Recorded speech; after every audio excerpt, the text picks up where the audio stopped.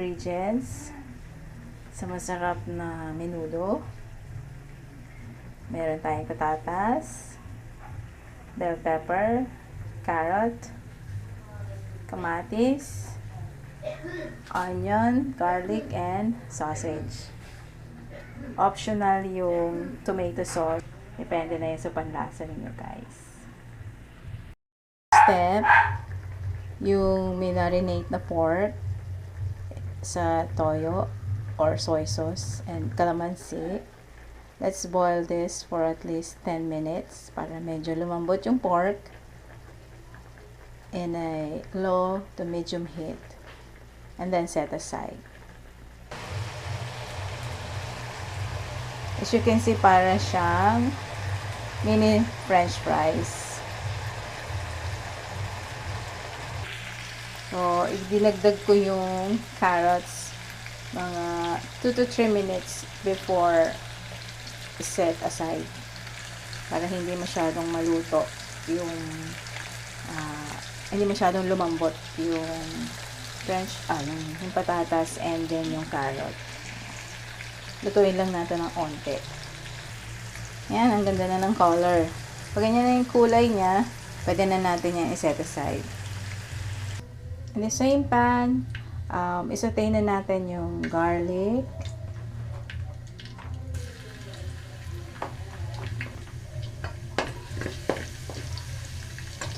Then, yung onion.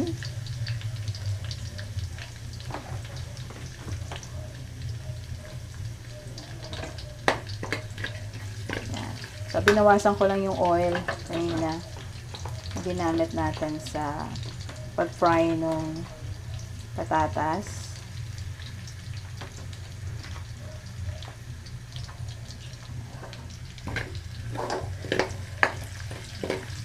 Ayan.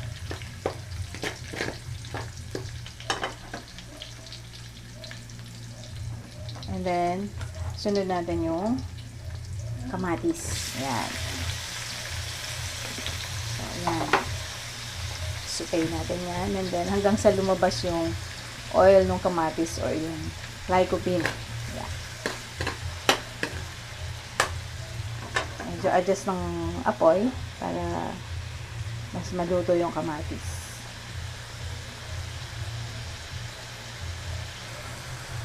Yan. Medyo pisain natin ng konti yung kamatis.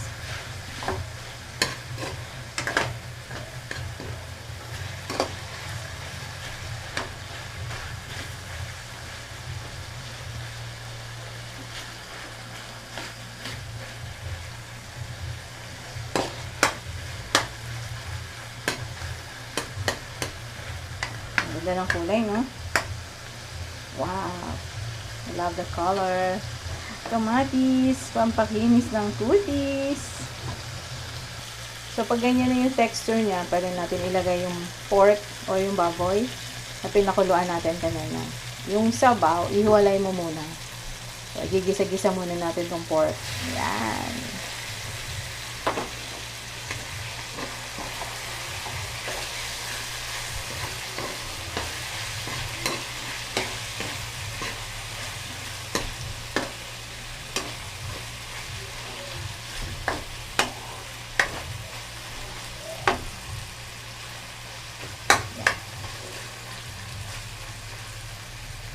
Mekos-mekos na sila.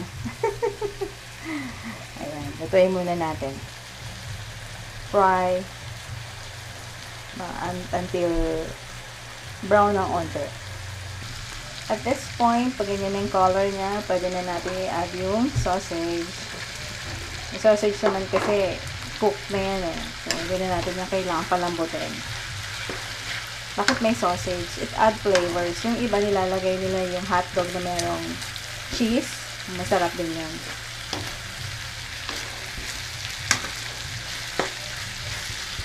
Sumasayaw yung pan ko.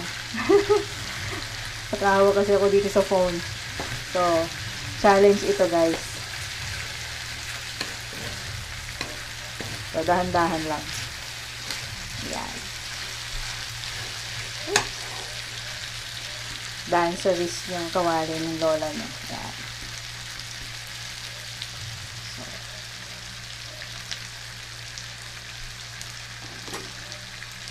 Ganda. Parang menudo sa fiestahan ito.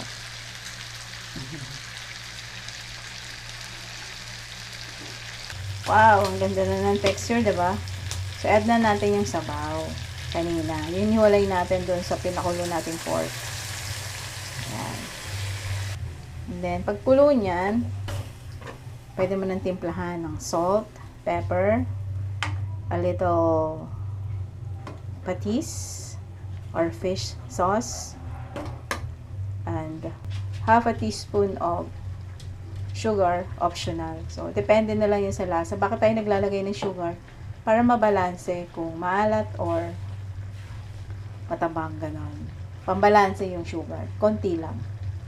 So, kung ayaw nyo naman maglagay nun, okay lang din. Depende na yun sa panlasa nyo. Kasi optional naman siya. So, pakuluin muna natin to. And then, titimplahan ko na later. Okay, yan. Ang ganda na ng color niya. So, titimplahan na natin to. Ako lang pala. Kanina ko pa kayo kasali, diba? So, ayan. I-add ko muna yung patatas and carrot. Yan.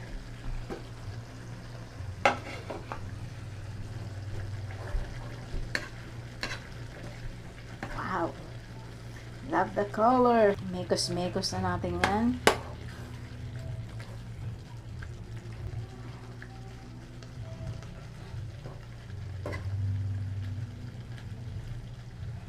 Wow. Lagyan na natin ng konting salt. Yan. And then pepper. A little bit. Kasi dun sa pag-boil ko kanina, meron ng pepper na kasama yun. So, konti na lang. Salt and pepper na lang ito. Balansehin natin ng konting sugar. Optional lang to again. Kasi kung mga kakain sa inyo, diabetic, siguro, wag na nyo lagyan ng sugar. Ayan. Ang pinakahuli i-add natin, o i-mekos-mekos natin, ay yung bell pepper. Ayan. Bye!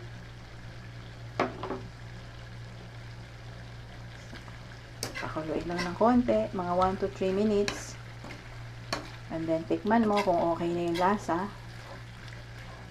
Kung okay na sa panlasa mo, pwede mo na yan i-off. Kasi malambot na yung baboy niyan dahil napakuluan na natin. And then, yung patatas sa inyong carrot, na-fry naman natin kanina ng konti. So, luto na yan. At this point, ganyan na yung kulay niya, yung texture niya. Okay na rin yung lasa, according sa panlasa ko. So, luto na to guys. Kikiman time! Ayan, tikman natin to. Siyempre, yung baboy, diba? At saka konting patatas. So, sigurado to, mapapakanin tayo ng marami, guys. Ayan, o.